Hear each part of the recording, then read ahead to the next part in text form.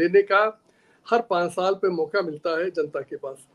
ये एक एक जिसे कहते मेरा जो भी सोचना है कि ये जन जागरूकता करनी पड़ेगी, लोगों को ये बताना पड़ेगा कि भाई देखो, ये जो आप अपना वोट जाति धर्म पैसे में फेंक देते हो, वो आप 5 साल के लिए अपनी दरिद्रता को खरीदते हो।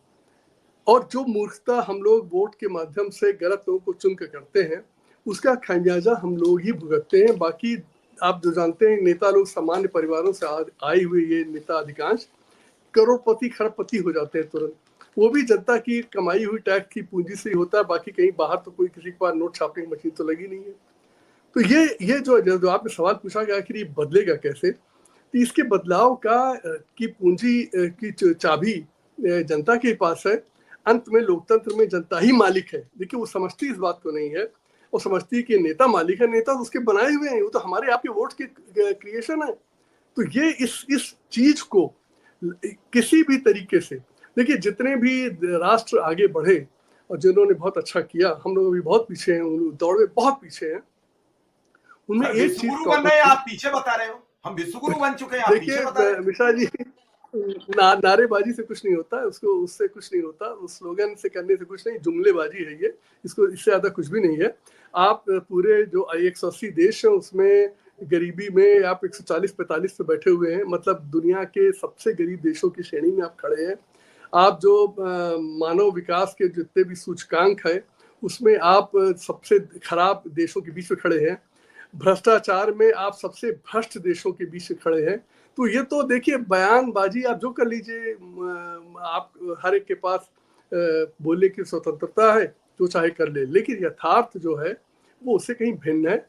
140 करोड़ की आबादी वाला देश 5-6 करोड़ की आबादी वाले देशों की तुलना में आज पीछे है इकोनॉमिक तौर पे, मतलब आर्थिक ढंग से। सोचिए, कहाँ 5-6 करोड़ हाथ और कहाँ 140 करोड़ हाथ, और अभी भी आप वहीं रेंग रहे हैं और उनके पीछे उनको पिछाड़ने की दौड़ में लगे हैं।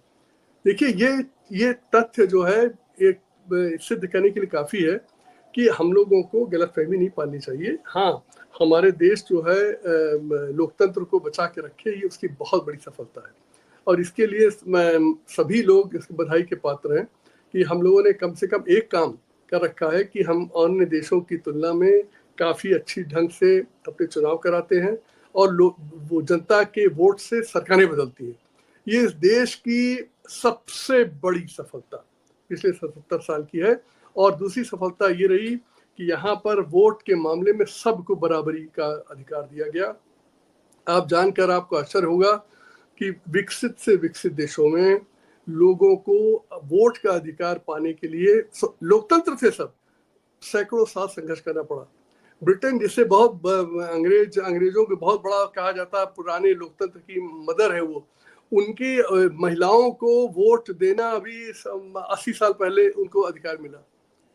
काले लोग जो कि अमेरिका में 30% की आबादी रखते थे, उन्हें 50 साल पहले अभी वोट देने का अधिकार मिला। लोकतंत्र वो 200 साल पुराना था। तो हमारा देश ने बहुत बड़े काम किए, लेकिन यहीं पर आके मामला रुक गया। इसके बाद हम लोग, हमारा जो राजनीतिक तंत्र था उसकी नीयत में खोट, बदनीयती और जो बेईमानी ने हमारे जो जैसे कहते हैं पूरे कब्जा कर रखा है हमारे पूरे तंत्र पर, उसके चलते हमारी जनता को वो सब चीज सुविधाएं जैसे कहते लाभ लोकतंत्र का नहीं मिल पाया, जिसका वो जैसे कहते उसकी जिसके राइट था उसके पास कि उसको भी बराबरी का अधिकार मिलता, बराबर बैठने का अधिकार मिलता, बराबर के रोजगार का अधिकार मिलता, बराबर की शिक्षा का अधिकार मिलता, बराबर का न्याय मिलता, वो नहीं हो पाया।